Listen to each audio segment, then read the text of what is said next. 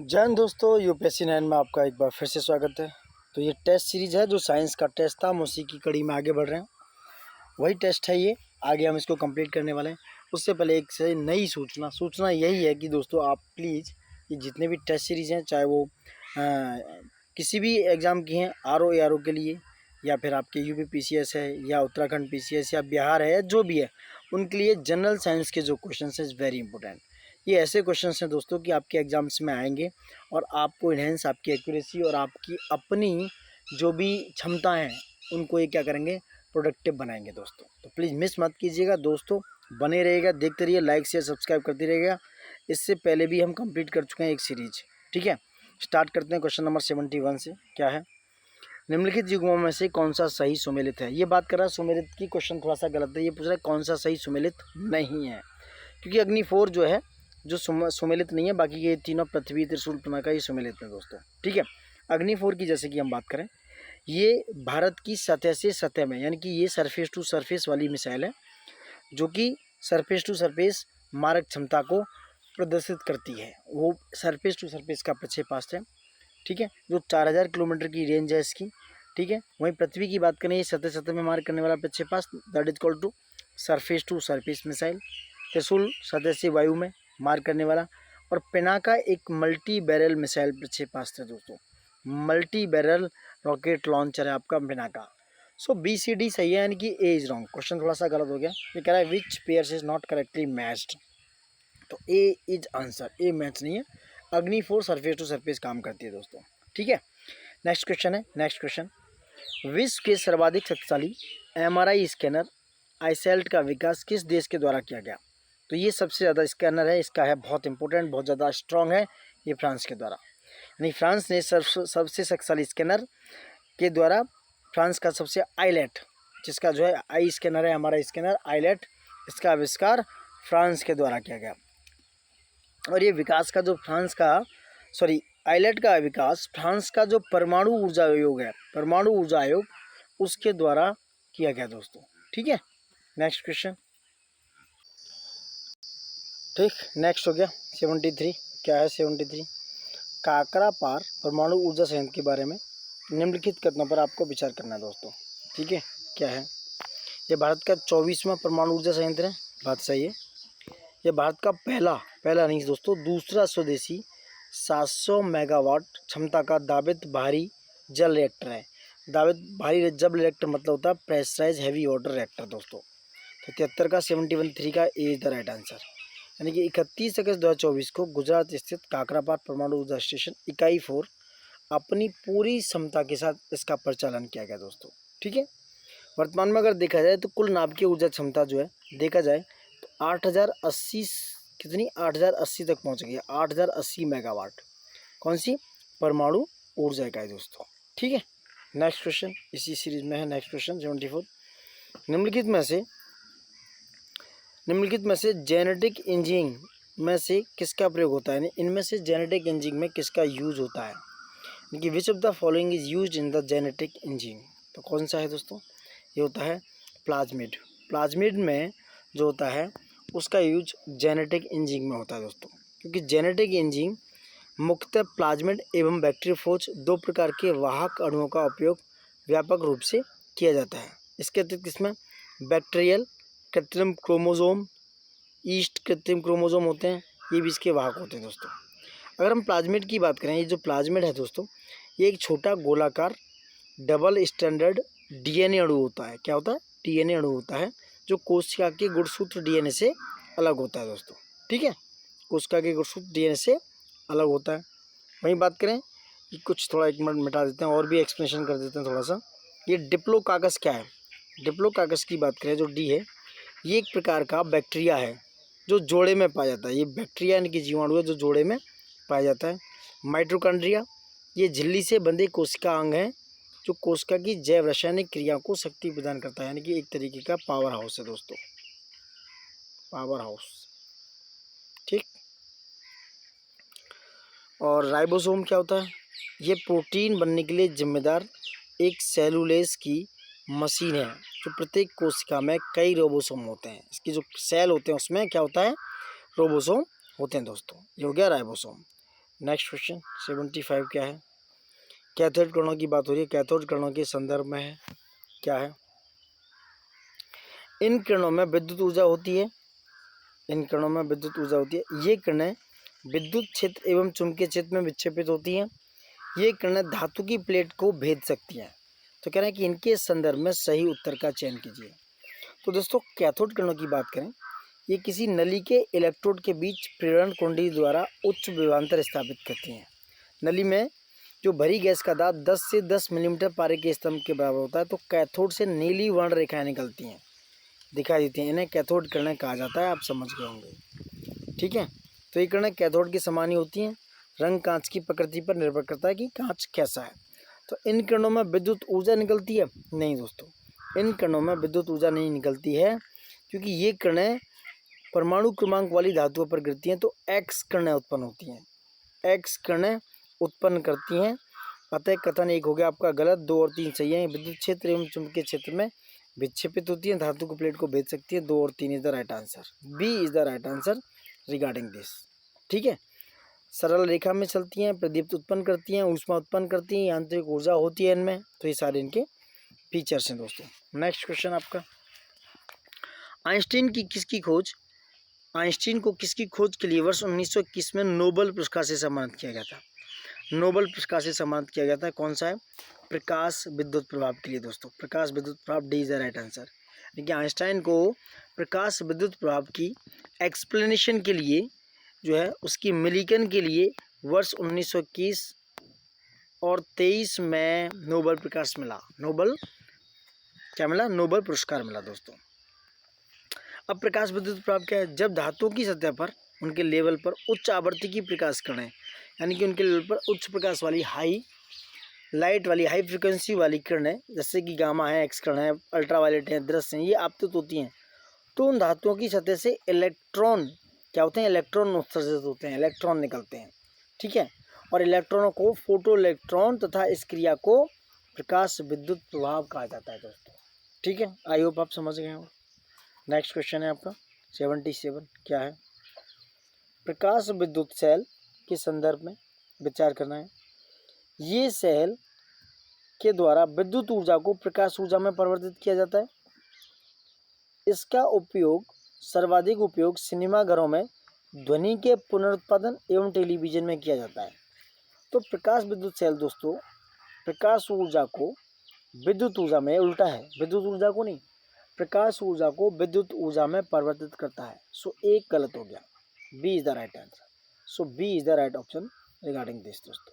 ठीक है, प्रकाश विद्युत सेल का उपयोग बहुत सारी चीज़ों में होता है। सिनेमाघर हैं, सड़क पर लगी लाइटें हैं, वो भी प्रकाश विद्युत सेलों के द्वारा स्वचालित होती हैं, रात के समय जलती हैं, दिन के समय बुझ जाती हैं। समझ रहे हैं? वहीं दरवाज़ों को स्वचालित रूप से खोलना, जो डोर हैं, ये भी इसका काम है प्रकाश विद्युत सेलों का। बैंकों की तिजोरियों में भी ये काम होता है, प्रकाश विद्युत सेल लगे होते हैं और जो चोरी को होने की सूचना देते हैं। ठीक है, तो इस तरीके से प्रकाश विद्युत सेल का उपयोग कई जगह किया जाता है। Next question 78। जो कैडमियम, ये कह रहे हैं कितने इनमें से कितने युग्म सही समय लेते हैं? कलर चेंज करते हैं थोड़ा सा, कितने युग्म सही समय लेते हैं? तो कैडमियम जो बोरेट है ये गुलाबी प्रकाश का होता है, बात सही। जिंक सिलिकेट होता है हरे रंग का प्रकाश, तो ये गलत हो गया। मैग्नीशियम टंगस्टन होता है हल्का नीला रंग का प्रकाश।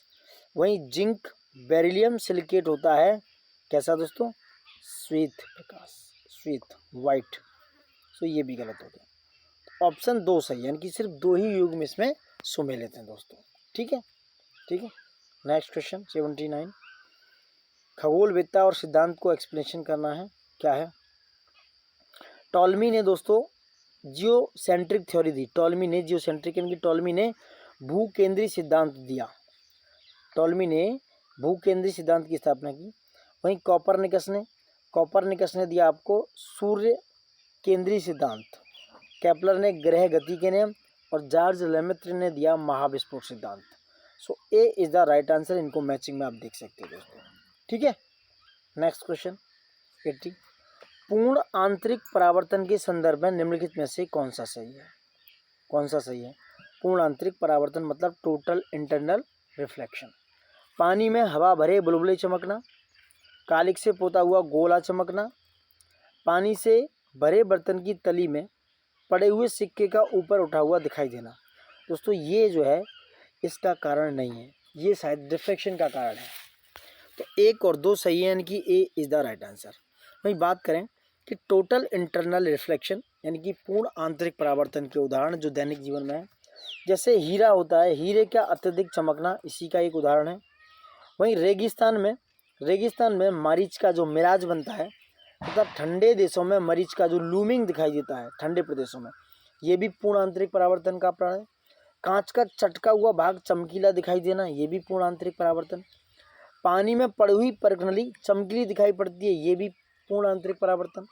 प्रकाशिक तंतु पूर्ण आंतरिक परावर्तन सिद्धांत पर काम करता है दोस्तों। पानी में हवा भरे बुलबुले चमकते हैं, ये भी इसी का कारण है।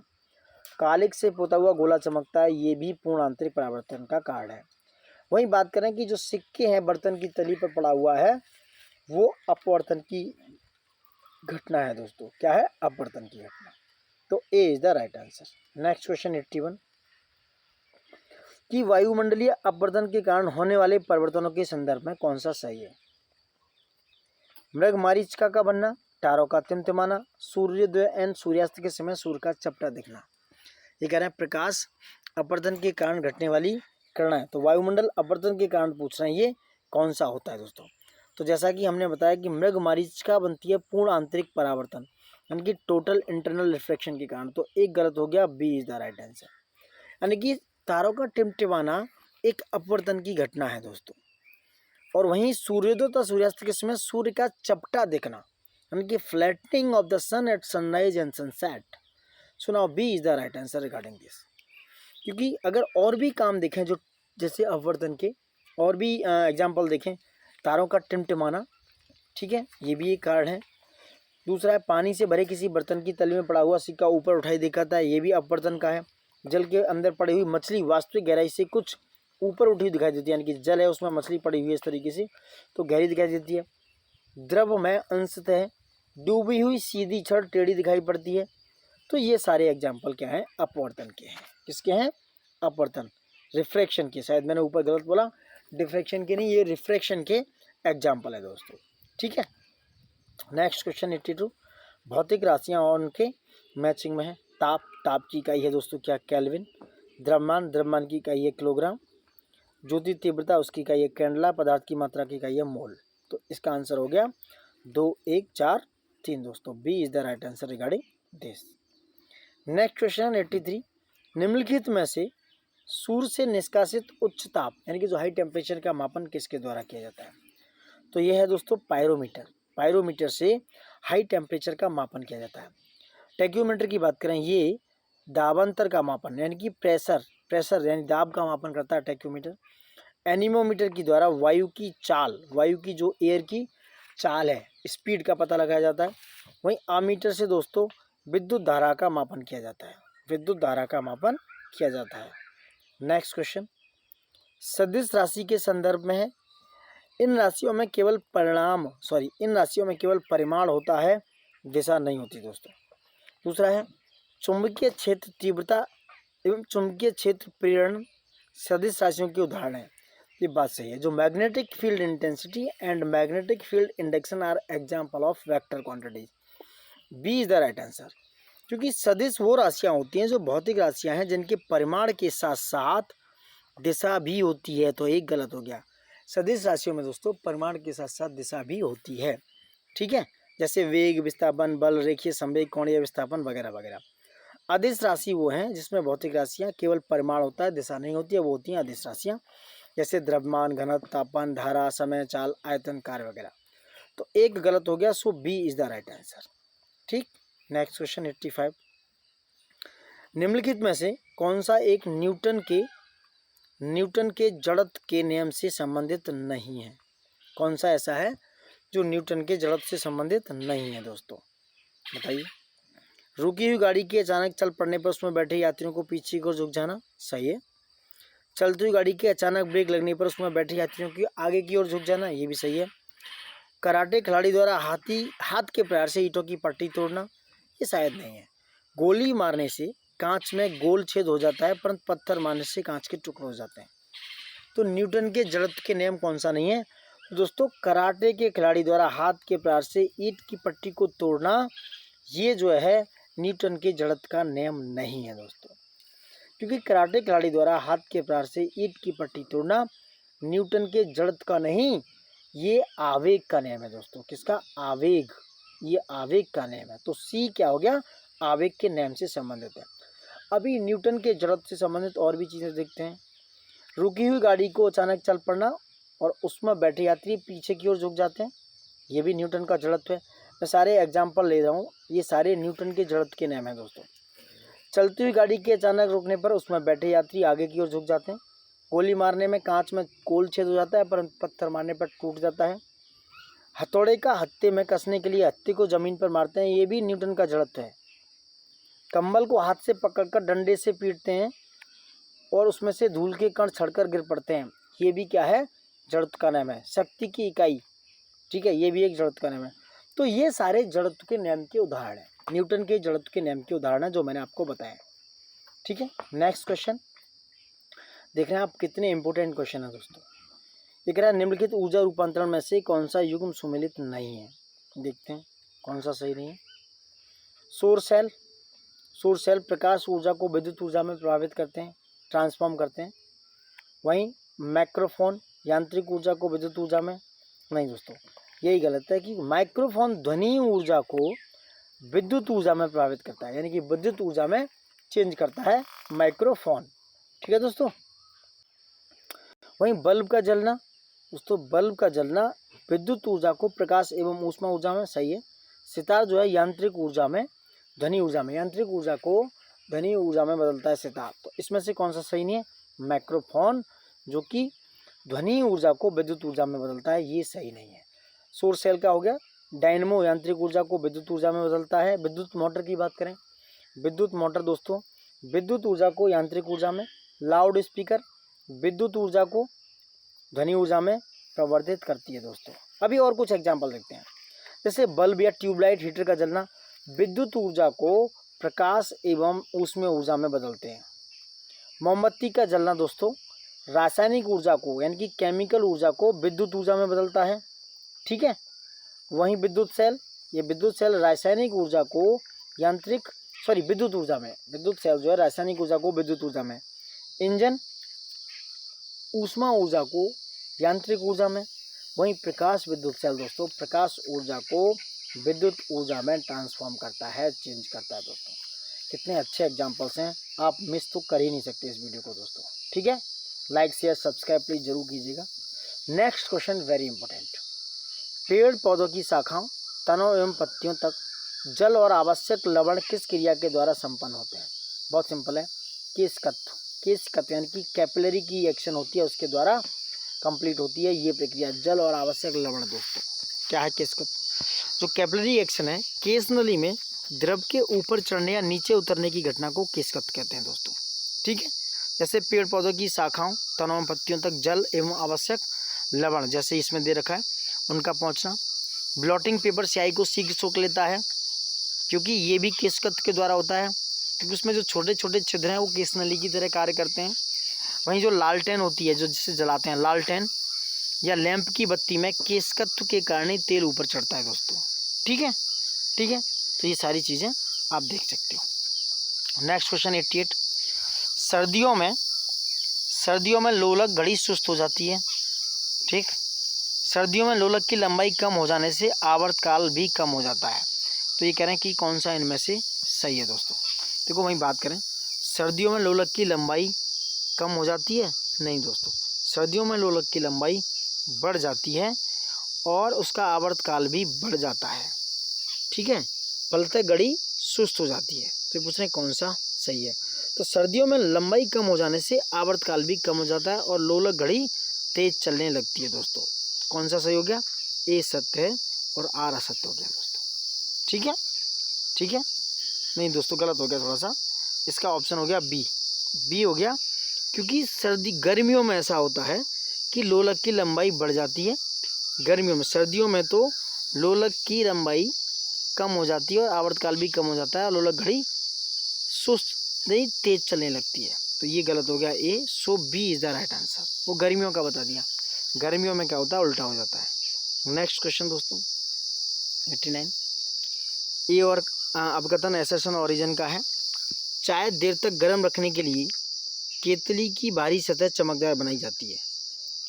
ठीक है, और रीजन है केतली की चमकदार सतह बाहर से ऊष्मा का अवशोषण करती है और भीतर की ऊष्मा बाहर जाने देती है।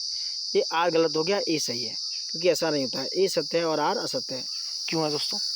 चाय देर तक गर्म रखने के लिए केतली की बाहरी सतह चमकदार बनाई जाती है, क्योंकि चमकदार जो सतह है, यानी कि जो चमकदार सतह ना तो बाहर से ऊष्मा का अवशोषण करती है और ना भीतर की ऊष्मा बाहर जाने देती है, तो चाय देर तक गर्म बनी रहती है। क्योंकि जब आप ऊष्मा का ट्रांसफॉर्मेशन नहीं होगा तो चाय गर्म बनी रहेगी। इसी प्रकार से पॉलिश किए हुए जूते धूप में शीघ्र गर्म नहीं होते, क्योंकि वे अपने ऊपर गिरने वाली ऊष्मा का अधिकांश भाग परावर्तित कर देते हैं दोस्तों।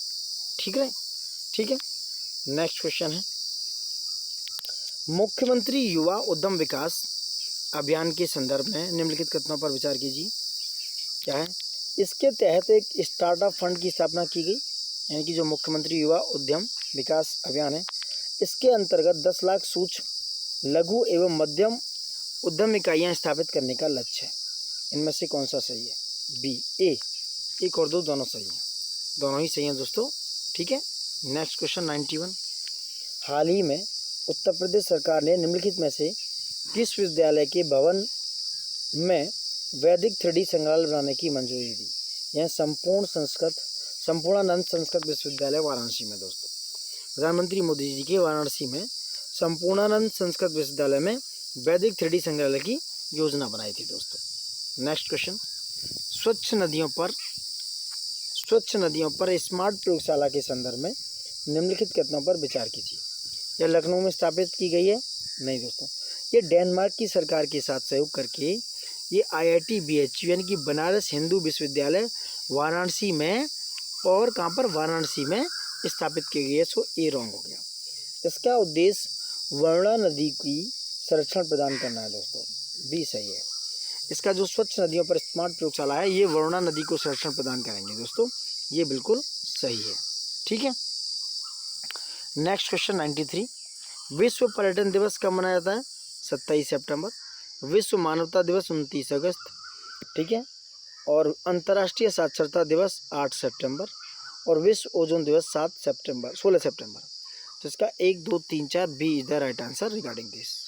नेक्स्ट क्वेश्चन है दोस्तों 94, निम्नलिखित जोड़ों में से कौन सा जोड़ा सही सुमेलित नहीं है?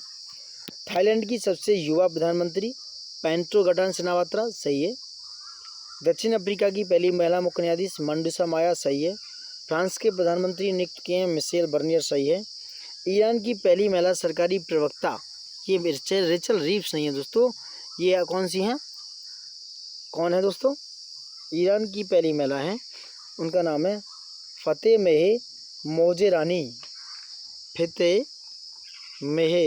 मोजेरानी को ईरान की पहली महिला सरकारी प्रवक्ता बनाया गया है दोस्तों। ठीक है। रेचल रीव्स तो जो कौन है? वित्त मंत्री हैं, कहाँ की? ब्रिटेन की फाइनेंस मिनिस्टर है रेचल रीव्स। 95, क्वेश्चन 95 क्या है? 17वें ग्रीष्मकालीन पैरालंपिक खेल 2024 में उनके संदर्भ में कौन सा एक सही नहीं है? इनका आयोजन अमेरिका के लॉस एंजलिस में किया गया, यही गलत है दोस्तों। इसका आयोजन 8 सितंबर को 2024 में मध्य पेरिस के फ्रांस में किया गया। बाकी के सब सही है, देख सकते हो आप।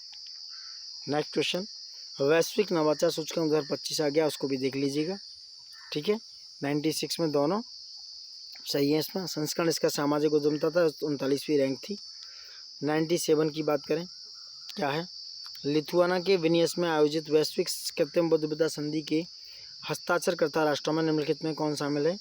तो 97 का डी, तीनों ही, अमेरिका, ब्रिटेन, यूरोपीय संघ शामिल है। ठीक है दोस्तों। नेक्स्ट क्वेश्चन 98 क्या है? सितंबर 2024 में IS अंतर्राष्ट्रीय सौर गठबंधन में पूर्ण सदस्य के रूप में निम्नलिखित में से कौन सा देश शामिल हुआ? ये हुआ नेपाल। 98वां मेंबर हुआ कौन? नेपाल। तो नेपाल 101वां मेंबर बना है। 98 में क्वेश्चन था, 101वां मेंबर बना है नेपाल दोस्तों। ठीक है। हाल ही में भारत में निम्नलिखित में से किस देश के साथ हरित अमोनिया निर्यात समझौता किया है? यह जापान के साथ। जापान के साथ हरित अमोनिया निर्यात समझौता किया गया है जापान के साथ दोस्तों। 100 नवंबर 2024 में आयोजित होने वाला यूरोपीय हाइड्रोजन सप्ताह के लिए निम्नलिखित में से किस देश को विशेष भागीदार घोषित किया गया है? 100 का ए, भारत को दोस्तों, ए यानी कि भारत को। नेक्स्ट क्वेश्चन 101 क्या है? गोविंद बल्लभ पंत के संदर्भ में निम्नलिखित में से कौन सा सही है? इनका जन्म उत्तराखंड के अल्मोड़ा में हुआ था, बात सही है। स्वतंत्रता के बाद यह उत्तर प्रदेश के मुख्यमंत्री बने, बात ये भी सही है। So A is the right answer, A is the right answer दोस्तों, ठीक है। नेक्स्ट क्वेश्चन है 102 क्या है? 6वां राज्य खाद्य सुरक्षा सूचकांक 6वां राज्य खाद्य सुरक्षा सूचकांक 2023-24 में शीर्ष 4 स्थान प्राप्तकर्ता राज्य या केंद्र शासित प्रदेशों को सही क्रम में व्यवस्थित कीजिए। सही क्रम में व्यवस्थित कीजिए दोस्तों। पहले पे केरल, दूसरे पे तमिलनाडु, तीसरे पे जम्मू कश्मीर, चौथे पे Gujarat. So A is the right answer 1 2 3 4। Next है प्रधानमंत्री जनजातीय उन्नत ग्राम अभियान के संदर्भ में क्या है? यह अभियान पूर्णतः केंद्रीय वित्त पोषित है। इसका कुल परिव्यय लगभग 79,156 करोड़ आवंटित किया गया है। तो ये जो अभियान पूर्णतः केंद्रीय वित्त पोषित नहीं है, तो ये गलत हो गया। So B is the right answer, D is the right answer. 2 सही है तो D is the right answer, ठीक है। नेक्स्ट क्वेश्चन 104 एसर्शन ओरिजिन का क्वेश्चन है। गर्मी के दिनों में लोग अपनी छतों पर जल छिड़कते हैं क्योंकि जल के वाष्पीकरण की गुप्त ऊष्मा गर्म सतह को शीतल बनाती है। कौन सा सही है? 104 का दोनों सही है और एक्सप्लेनेशन भी सही कर रहा है। क्योंकि तेज धूप वाले गर्म दिन के बाद लोग अपनी छत या खुले स्थान पर जल छिड़कते हैं क्योंकि जल के वाष्पीकरण की जो गुप्त ऊष्मा है गर्म सतह को शीतल बना देती है। इसलिए ए आर सही है और आर ए को एक्सप्लेन कर रहा है सही। नेक्स्ट क्वेश्चन वाष्पीकरण की गति निम्नलिखित में किन कारकों पर निर्भर करती है? किन पर है? सतह का क्षेत्रफल, तापमान, आर्द्रता, वायु की गति। चारों ही कारक हैं जिन पर वो निर्भर करती है। 1 2 3 4, ठीक। नेक्स्ट क्वेश्चन निम्नलिखित में कौन टिंक्चर आयोडीन में विलायक का कार्य करता है? कौन टिंक्चर आयोडीन में विलायक का करता है? तो दोस्तों ये है एल्कोहल। आयोडीन क्या है? एल्कोहल है। आयोडीन और एल्कोहल के विलयन को टिंक्चर आयोडीन के नाम से जाना जाता है दोस्तों, ठीक है। क्या हो गया? एल्कोहल। क्वेश्चन नंबर 106 हो गया। नेक्स्ट, अच्छा इसमें आयोडीन जो है वो विलेय है और एल्कोहल जो है विलायक है दोस्तों। नेक्स्ट क्वेश्चन 107 निम्नलिखित में किसमें अपकेंद्रण विधि मतलब सेंट्रीफ्यूगेशन मेथड यूज किया गया है? क्या है अपकेंद्रण विधि? रक्त की जांच में, रक्त से नशीले पदार्थों को पृथक करने में, क्रीम से मक्खन निकालने में, वॉशिंग मशीन में। तो इन चारों में से किस में अपकेंद्रण विधि यानी कि जिसे बोलते हैं सेंट्रीफ्यूगेशन मेथड यूज किया गया है? तो दोस्तों रक्त से नशीले पदार्थ को पृथक करने में अपकेंद्रण विधि का यूज नहीं होता है और बाकी के रक्त की जांच में भी, क्रीम से मक्खन निकालने में भी और वॉशिंग मशीन में भी यूज होता है। तो 1 3 4 इज द राइट आंसर यानी कि ए इज द राइट आंसर, ठीक है। जांच प्रयोगशाला में रक्त और मूत्र की जांच होती है। डेयरी तथा घर में क्रीम से मक्खन निकलना, कपड़े धोने की वॉशिंग मशीन। रक्त से नशीले पदार्थों को पृथक करके क्रोमेटोग्राफी विधि का प्रयोग किया जाता है। क्या होती है? ये होती है क्रोमेटोग्राफी विधि, जिससे रक्त से नशीले पदार्थों को निकाला जाता है क्रोमेटोग्राफी विधि द्वारा दोस्तों, ठीक। नेक्स्ट क्वेश्चन 108 किसी तत्व के समस्थानिक के संदर्भ में निम्नलिखित कथनों पर विचार करना है। क्या है? किसी तत्व का प्रत्येक समस्थानिक शुद्ध पदार्थ होता है, बात सही हो सकती है। इसके रासायनिक गुण अलग अलग होते हैं, बात गलत है। क्योंकि एक ही तत्व के परमाणु जिनकी परमाणु संख्या समान लेकिन द्रव्यमान संख्या भिन्न होती है समस्थानिक कहलाते हैं। बहुत से तत्वों में समस्थानिक का मिश्रण भी होता है। किसी तत्व का प्रत्येक समस्थानिक शुद्ध पदार्थ होता है और समस्थानों के जो केमिकल एक्शन है, रासायनिक गुण समान लेकिन भौतिक गुण अलग अलग होते हैं दोस्तों। क्या होते हैं? भौतिक गुण। सो दूसरा गलत हो गया, ए इज द राइट आंसर, ठीक है। नेक्स्ट, निम्नलिखित में से कौन एक समान वृत्तीय गति के उदाहरण है? 109 कौन से हैं? चंद्रमा की गति एक समान वृत्तीय गति यानी कि यूनिफॉर्म सर्कुलर की बात हो रही है। पृथ्वी की गति, कृत्रिम उपग्रह, वृत्तीय पथ पर नियत चाल से कार का चलना, ये एक समान वृत्तीय गति की उदाहरण है। 1 2 3 4 ही सही है, चारों सही है दोस्तों।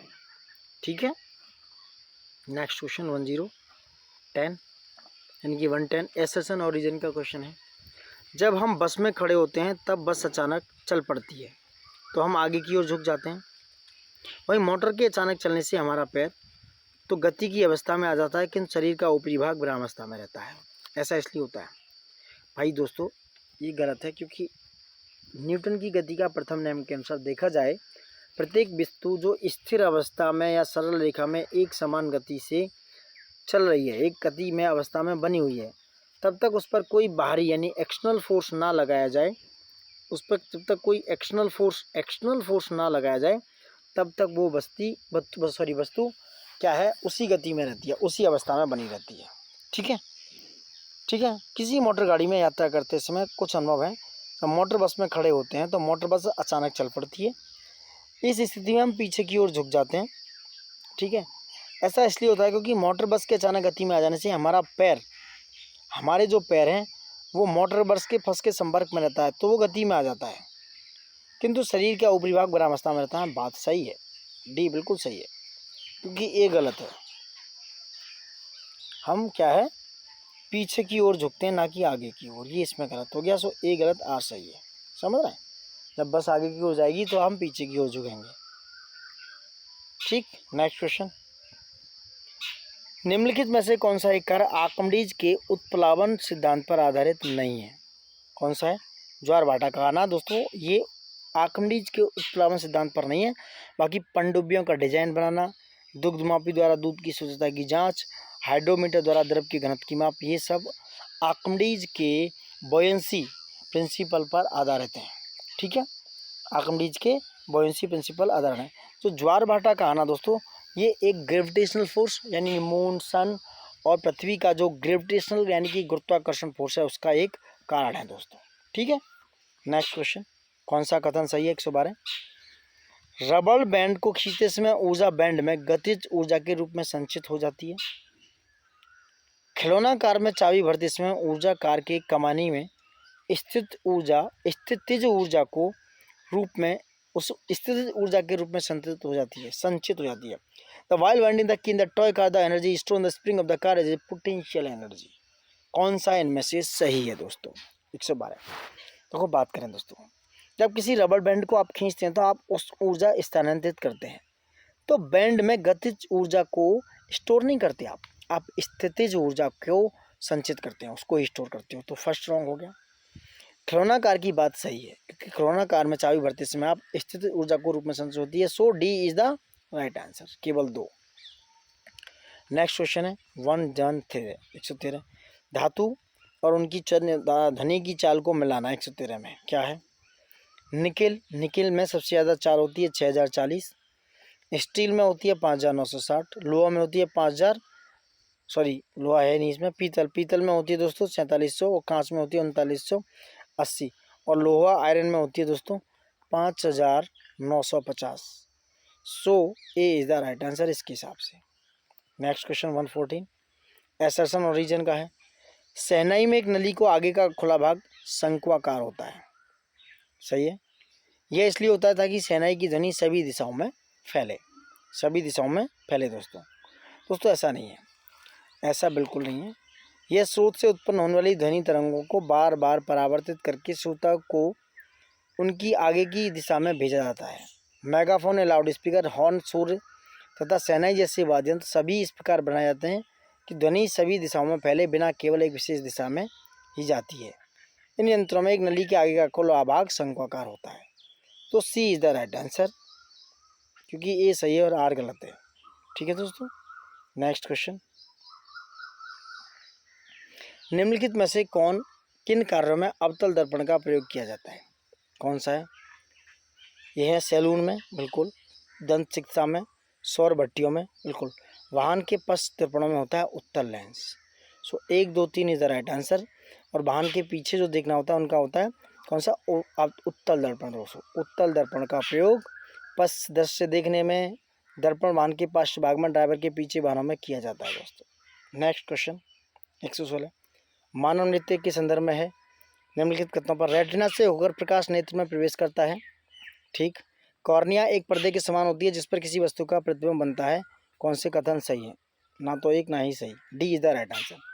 मानव नेत्र एक कैमरे की भांति है। इसका लेंस निकाय एक प्रकाश सुग्राही पर्दे जिसे रेटिना या दृष्टिपटल कहते हैं पर प्रतिबिंब बनता है। प्रकाश एक पतली झिल्ली से होकर नेत्र में प्रवेश करता है। इस झिल्ली को कॉर्निया या स्वच्छ मंडल कहा जाता है। 116 का डी। क्वेश्चन नंबर 117, इंद्रधनुष के संदर्भ में निम्नलिखित तथ्यों पर विचार करना है। यह वर्षा के पश्चात आकाश में जल के सूक्ष्म कणों में दिखाई देने वाला प्राकृतिक स्पेक्ट्रम है। ठीक है। यह वायुमंडल में उपस्थित जल की सूक्ष्म बूंदों द्वारा सूर्य के प्रकाश के परिक्षेपण के कारण बनता है। कौन से कथन सही है? दोनों ही कथन सही हैं दोस्तों, क्योंकि इंद्रधनुष वर्षा के पश्चात आकाश में जल के सूक्ष्म कणों में दिखाई देने वाला प्राकृतिक स्पेक्ट्रम है। यह वायुमंडल में उपस्थित जल की सूक्ष्म बूंदों द्वारा सूर्य के प्रकाश के परिक्षेपण के कारण प्राप्त होता है। So A is the right answer. 118 की बात करें। नेक्स्ट क्या है? कौन सा कथन सही है? किसी प्रिज्म से गुजरने के बाद प्रकाश के विभिन्न वर्ण आपतित किरण के सापेक्ष अलग अलग कोणों पर झुकते हैं। लाल प्रकाश सबसे अधिक झुकता है जबकि बैंगनी प्रकाश सबसे कम झुकता है। निम्नलिखित में से कूट का प्रयोग कीजिए। 118 का बी। एक सही है दोस्तों, दूसरा गलत हो गया। ठीक है। नेक्स्ट क्वेश्चन 119 क्या है? बहुत इंपॉर्टेंट क्वेश्चन है। हेमेटीन के संदर्भ में कौन सा एक कथन सही है? क्या है? हेमेटीन एक आयरन पोरफायरिन है। यह एक आयरन पोरफायरिन है। हेमेटीन की बात करें दोस्तों, हीमोग्लोबिन लाल रुधिर कणिकाओं में स्थित एक लाल रंग का एक लोहयुक्त वर्णक है। इसे श्वसन वर्णक भी कहते हैं क्योंकि ये ऑक्सीजन को ले जाने का काम करता है। हेमेटीन या हीम जो है दोस्तों, ये एक आयरन पोरफायरिन होता है। इसके केंद्रक में एक लोह यानी कि आयरन का परमाणु पाया जाता है। ठीक है। वहीं ग्लोबुलिन की बात करें, ग्लोबिन की, यह एक रंगहीन प्रोटीन है। यह हीमोग्लोबिन का लगभग 95%, हीमोग्लोबिन का लगभग 95% भाग होता है। उसे कहते हैं ग्लोबिन। क्या कहते हैं? ग्लोबिन। ठीक है दोस्तों। हीमोग्लोबिन बैंगनी रंग का जबकि ऑक्सी हीमोग्लोबिन जो है दोस्तों चमकदार लाल रंग का होता है। ऑक्सीजन की मात्रा का हीमोग्लोबिन से संयोजन ऑक्सीजन के आंशिक दाब एवं रक्त के पीएच पर निर्भर करता है। वहीं हीमोसाइनिन की बात करें दोस्तों, हीमोसाइनिन की बात करें, एक मिनट, हीमोसाइनिन की बात करें, यह हीमोग्लोबिन के स्थान पर पाए जाने वाला नीले रंग का श्वसन वर्णक है जो मोलस्का, आर्थ्रोपोडा एवं अकशेरुकियों में पाया जाता है। क्या है? हीमोसाइनिन। ठीक है। नेक्स्ट क्वेश्चन, पल्मोनरी फाइब्रोसिस से शरीर में कौन सा अंग प्रभावित होता है? फेफड़े, लंग्स। फेफड़ा जो है लंग्स प्रभावित होता है। पल्मोनरी फाइब्रोसिस एक बीमारी है। इस रोग में फेफड़ों के जो ऊतक हैं यानी कि जो टिश्यूज हैं रेशेदार हो जाते हैं और फेफड़ा सिकुड़कर छोटा हो जाता है। ठीक है। इससे तपेदिक यानी कि टीबी, ब्रोंकोनिमोनिया जैसी बीमारियां हो जाती हैं दोस्तों। ठीक है। नेक्स्ट क्वेश्चन, लसिका के संदर्भ में कौन सा कथन सही है? यह एक संयोजी ऊतक है। यह संचार तंत्र का भाग है। यह इसमें प्लेटलेट्स पाए जाते हैं, रक्त का थक्का बनाता है। कौन से कथन सही है? देखो, लसिका रंगहीन तरल संयोजी ऊतक है, बात सही है। लसिका तंत्र का हिस्सा है, बात सही है। शरीर की रक्षा में मदद करता है, प्रतिरक्षा प्रणाली है, सही है। प्लाज्मा और कम संख्या में WBC और प्लेटलेट्स होते हैं, ये बात सही है। समझ रहे हैं? संचार तंत्र का भाग नहीं है, ये गलत है। दो गलत है तो सी इज द राइट आंसर। ठीक है। नेक्स्ट क्वेश्चन है, क्या है? 122 एसर्शन और रीजन का है। प्लिया को RBC यानी कि लाल रक्त का कब्रिस्तान कहा जाता है। ठीक है। नेक्स्ट, यहाँ पर लाल रक्त कोशिकाओं का विनाश होता है। ये करें कौन सा सही है, कौन सा गलत है दोस्तों? ठीक है। 122 की बात हो रही है। दोनों सही हैं और एक्सप्लेनेशन कर रहे हैं। IR दोनों सही हैं, RA की एक्सप्लेनेशन कर रहा है। क्योंकि प्लिया में श्वेत रुधिर कोशिकाओं का उत्पादन और RBC यानी कि लाल रुधिर कोशिकाओं का विनाश होता है, इसलिए इसे कब्रिस्तान कहा जाता है। नेक्स्ट क्वेश्चन 123 क्या है? 4 युग्मों में से कौन सा युग्म सही सुमेलित है बताना, संधि और संबंधित अंक। ठीक है। कंदुक हल्का संधि जो होती है वो कंधे में होती है। हिंज संधि कोहनी में, यह आया वो क्वेश्चन है। सैडल संधि हाथ का अंगूठा में, विसर्पी संधि कलाई में। दोस्तों चारों ही सही हैं, ए is the right answer. Next question है 124, क्या है? वैसोप्रेसिन हार्मोन के संदर्भ में कौन सा कथन है? विचार कीजिए। यह पिट्यूटरी ग्रंथि से निकलता है। देखो यही गलत हो गया। पिट्यूटरी ग्रंथि की पश्च पाली से स्रावित होने वाला वैसोप्रेसिन हार्मोन एक एंटी डायूरेटिक हार्मोन भी कहा जाता है। ठीक है, इसकी कमी से मूत्र जल की मात्रा अधिक हो जाती है। इससे मूत्र की अधिक सांद्रता, मूत्र मात्रा अधिक हो जाती है। इसकी अधिकता से मूत्र बढ़ जाता है, अधिक हो जाता है। बी सही है। कथन कौन सा सही है? ये पूछ रहे हैं 124 का ए सही है। पिट्यूटरी ग्रंथि से निकलता है और वह अधिक तरल हो जाता है, ये गलत है। क्यों है? इसकी अधिकता से वृक्क नलिकाओं और संग्राहक नलिकाओं के द्वारा जल अवशोषण की गति बढ़ जाती है। इस कारण मूत्र की मात्रा कम हो जाती है और अधिक सांद्र हो जाता है। मूत्र की मात्रा कम हो जाती है, सांद्र हो जाता है। इसलिए बी यानी कि A is the right answer. B right है। क्वेश्चन नंबर मतलब एक सही है, दो गलत हो गया, तो B is the right answer. ठीक है, इस नेक्स्ट क्वेश्चन है 125, क्या है? प्रमस्तिष्क का भाग और उसके कार्य बताइए।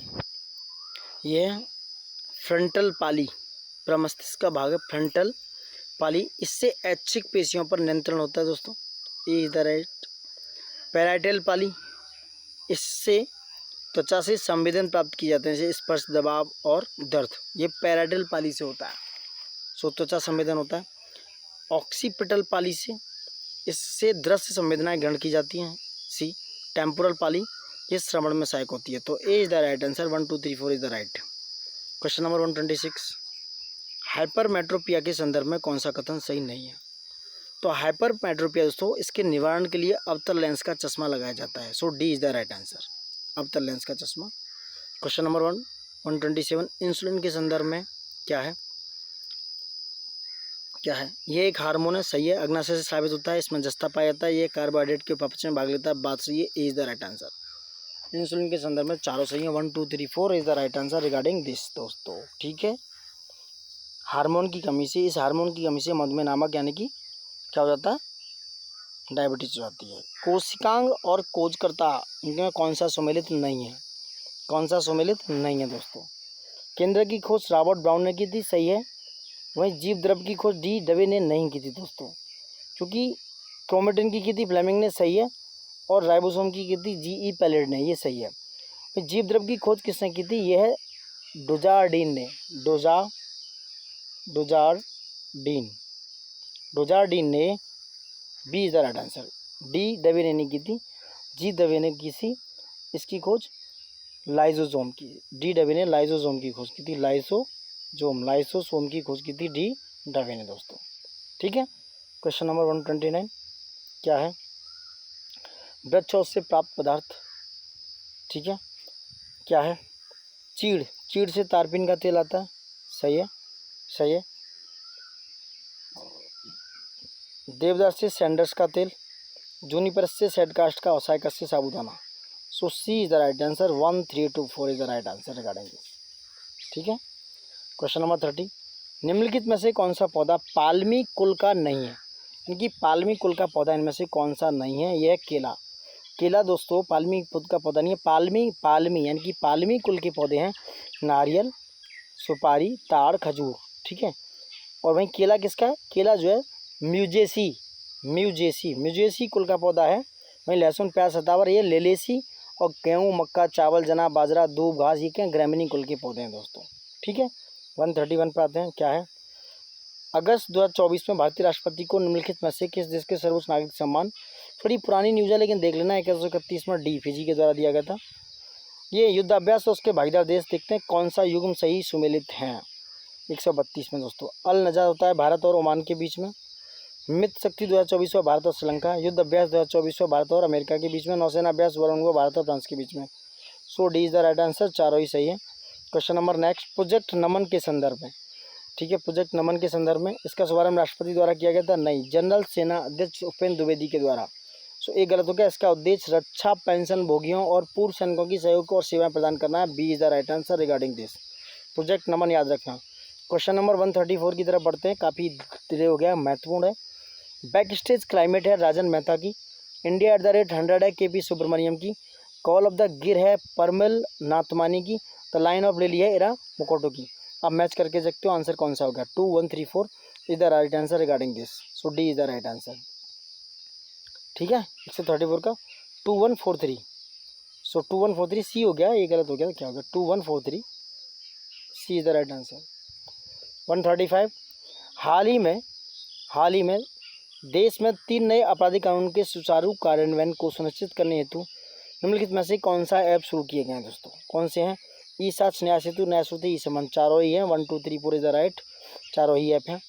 सितंबर 2024 में निम्नलिखित में से किस स्थान पर चौथी वैश्विक नवीकरणीय ऊर्जा निवेशक बैठक एक्सपो री इन्वेस्ट का आयोजन किया गया? यह गांधीनगर का किया गया दोस्तों। किसका? गांधीनगर। तो ये होगा गांधीनगर गुजरात। नेक्स्ट क्वेश्चन 137 क्या है? 70वें राष्ट्रीय फिल्म पुरस्कार 2022 के संदर्भ में क्या है? सिनेमा पर सर्वश्रेष्ठ पुस्तक का पुरस्कार Kishore Kumar the ultimatum biography को दिया गया, सही है। अट्टम ने सर्वश्रेष्ठ फीचर फिल्म का पुरस्कार जीता, दोनों ही सही है, एक और दो दोनों इज द राइट आंसर। ठीक है, सितंबर, ये पुरानी न्यूज़ है थोड़ी सी लेकिन देख सकते हो। सितंबर 2024 में निम्नलिखित में से किस एशियाई ओलंपिक परिषद का अध्यक्ष चुना गया? किसे चुना गया दोस्तों?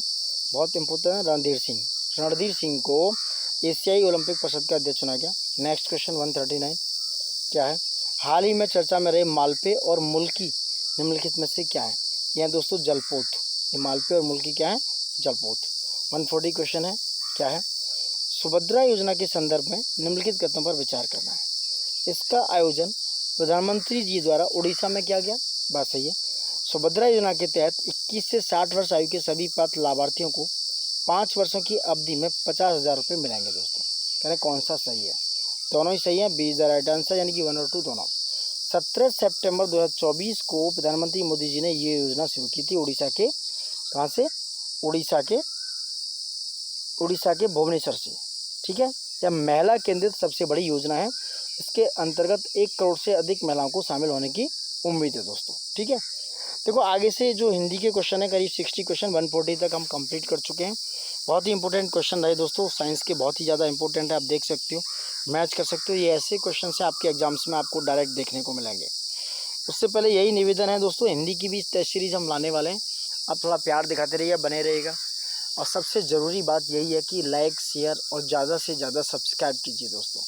आप लाइक नहीं करेंगे, शेयर नहीं करेंगे और वीडियो को पूरा देखिए, चाहे आप 2 टाइम्स करके देख सकते हो उसको, आप 2 की स्पीड लगा के देख सकते हो, जिससे आपको बार बार ये रिवाइज करना पड़ेगा। और सबसे बड़ी बात, आप जितना रिवीजन करेंगे, मल्टीपल रिवीजन ही आपकी सबसे बड़ी कुंजी है सफलता की।